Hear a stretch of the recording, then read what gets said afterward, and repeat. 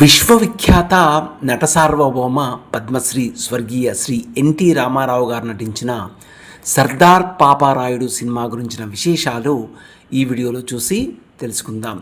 Shri Annapurna international పతాకంపై క్రాంతి కుమార్ గారు నిర్మాతగా 1980వ సంవత్సరంలో నిర్మించి దర్శకరత్న దాసరి నారాయణరావు గారి దర్శకత్వంలో బాక్సాఫీస్ కలెక్షన్ల కనకవర్షం కురిపించిన సినిమా సర్దార్ పాపారాయుడు కావడం విశేషం. అన్ని వర్గాల ప్రేక్షకులను మైమర్పించే విధంగా ఒక అద్భుతమైన కథని సర్దార్ పాపారాయుడు సినిమాగా మలచి వెండితెరపై ఆవిష్కరింపజేసిన దర్శకుడు దాసరి నారాయణరావు గారు కావడం విశేషం. మొదటగా ఈ సినిమాకు పాపారాయుడు అనే పేరు అనుకున్నారట, కానీ మరింత సినిమా మీద ప్రభావం కోసం సర్దార్ పాపారాయుడుగా పేరు మార్చడం మరొక విశేషం. స్వాతంత్రానికి పూర్వపు భారతదేశాన్ని చూపించే సన్నివేశాలతో విస్తృతమైన చారిత్రక నేపథ్యమైన సెట్టింగ్లను వాడటం ఈ చిత్ర నిర్మాణంలో చూపించడం ఒక విశేషం. సినిమా కథ: సర్దార్ పాపారాయుడు బ్రిటిష్ వలస పాలనకు వ్యతిరేకంగా పోరాడే ఒక ధైర్యవంతుడైన స్వాతంత్ర సమరయోధుడు. పేదలను దోచుకుంటున్న అవినీతి రాజకీయ నాయకుడు ధర్మరాజు మరియు అతని అనుచరులు ఒక రాజు హత్య కేసులో పాపారాయుడిని అన్యాయంగా ఇరికిస్తారు. తద్వారా అండమాన్ దీవులలో జీవిత ఖైదు శిక్ష పడుతుంది పాపారాయుడికి. ఏండ్ల తర్వాత ధర్మరాజు కుమార్తె రాము అనే ఒక నిజాయితీగల పోలీస్ ఆఫీసర్ని ప్రేమిస్తుంది. రాము చూడడానికి అచ్చం సర్దార్ పాపారాయుడులా ఉండడం చూసి ధర్మరాజు భయపడతాడు.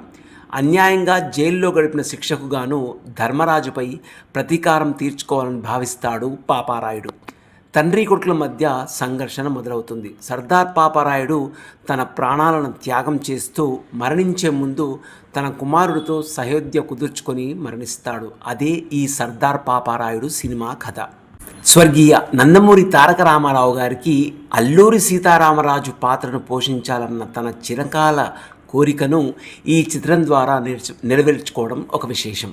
ఈ సినిమాలో శ్రీశ్రీ గారు రచించిన బుర్రకథ, బెనర్జీ ప్రదర్శించిన వినరా భారత వీరకుమార అనే బుర్రకథ సినిమాలో ఒక ఐకానిక్గా నిలవడం మరొక ప్రత్యేక విశేషం.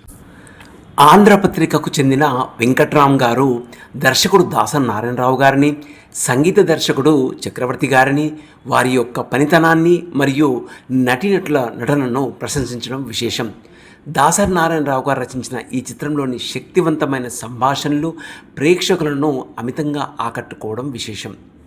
దాసరి నారాయణరావు గారి కథా సంభాషణలు ఎన్టీ రామారావు గారు సర్దార్ పాపారాయుడు పాత్రలో ఉండి మోహన్ బాబు గారితో చెప్పే డైలాగ్స్ అన్ని వర్గాల ప్రేక్షకులను విశేషంగా మెప్పించాయి ఆనాడు.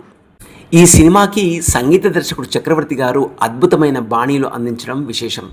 ఈ సినిమాలోని అన్ని పాటలు ప్రేక్షకులను ఆకట్టుకోవడం మరొక విశేషం. అందులో హల్లో టెంపర్, విజయ సూపర్, తెల్ల చీర, కళ్ళకాటుక, ఎర్రబొట్టు పెట్టుకొని వచ్చింది కృష్ణమ్మ, 1980 వరకు ఇట్లాంటి ఒక పిల్ల నా కంట పడలేదు, ఉయ్యాలకు వయసొచ్చింది, ఊపి ఊపి చంపేస్తోంది, జ్యోతిలక్ష్మి చీర కట్టింది, పాపం చీరకే సిగ్గేసింది లాంటి పాటలు నాటికి నేటికి సూపర్ హిట్ పాటలుగా నిలవడం విశేషం.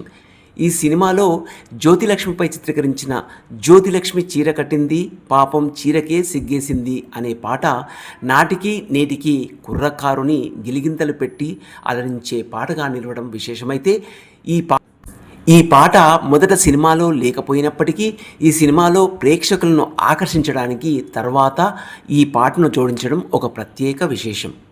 ఈ సర్దార్ పాపారాయుడు సినిమా షూటింగ్ ఎక్కువ భాగం మద్రాసులోని ఏవిఎం, వాహిని, ప్రసాద్, శారద, అరుణాచలం స్టూడియోలో నిర్వహించడం విశేషం. సర్దార్ పాపారాయుడు సినిమాలో స్వర్గీయ ఎన్టీఆర్ గారు తండ్రి కొడుకులుగా ద్విపాత్రాభినయం చేయడం మరియు అత్యద్భుత నటన. ఎన్టీఆర్ గారు ఒక్కొక్క డైలాగ్ చెప్తుంటే థియేటర్లలో అభిమానుల ఈలలు గోలలతో దుద్దరిల్లటం మరొక ప్రత్యేక విశేషం. 30 అక్టోబర్ 1980 రోజున గ్రాండ్గా రిలీజ్ అయింది సర్దార్ పాపారాయుడు సినిమా. ఈ చిత్రం విడుదలైన దగ్గర నుండి అశేష ప్రేక్షక ఆదరణతో విజయఢంకా మ్రోగించడం ఒక విశేషం. 1980 సంవత్సరంలో అత్యధిక వసూలు చేసిన చిత్రంగా సర్దార్ పాపారాయుడు ఉండడం ఒక విశేషమైతే, కొన్ని కేంద్రాలలో సుమారు 200 నుండి 300 రోజుల వరకు ప్రదర్శింపబడటం మరొక అరుదైన విశేషం. తెలుగు రాష్ట్రాలలో విడుదలైన తర్వాత 11 కేంద్రాలలో హైదరాబాద్, నెల్లూరు, తెనాలి, విజయనగరం, మచిలీపట్నం, ఏలూరు, ఖమ్మం, వరంగల్, నిజామాబాద్, తిరుపతి, అనంతపూర్, కర్నూలు, కడప మొదలైన సెంటర్లు మరియు 60 థియేటర్లలో 100 రోజులకు పైగా ప్రదర్శింపబడి, అలాగే 2 కేంద్రాలలో రజతోత్సవం జరుపుకొని అత్యధిక కలెక్షన్స్ రాబట్టి all time town records create చేయడం మరొక అరుదైన విశేషం. అలాగే సర్దార్ పాపారాయుడు సినిమా తెలుగులో విజయవంతమైన తర్వాత హిందీలో సర్ఫరోష్ పేరుతో ఈ సినిమాను రీమేక్ చేయడం మరొక విశేషం. స్వర్గీయ నందమూరి తారక రామారావు గారు నటించిన ఈ సినిమా తన అభిమానులకు మరియు ప్రేక్షకులను విశేషంగా మెప్పించిన సినిమాగా సర్దార్ పాపారాయుడు కావడం విశేషం. సో ఇవేనండి విశ్వవిఖ్యాత నట సార్వభౌమ పద్మశ్రీ స్వర్గీయ ఎన్టీ రామారావు గారు నటించిన సర్దార్ పాపారాయుడుకు సంబంధించిన విశేషాలు. మరొక మంచి మూవీ విశేషాలతో మళ్ళీ మీ ముందుంటాం. అంతవరకు సెలవు. ఈ వీడియో కనుక మీకు నచ్చినట్లయితే లైక్ చేయండి, షేర్ చేయండి. మా ఛానల్ని మర్చిపోకుండా సబ్స్క్రైబ్ చేసుకొని మీ యొక్క ప్రోత్సాహాన్ని మాకు అందించవలసిందిగా మా యొక్క హృదయపూర్వక ప్రార్థన.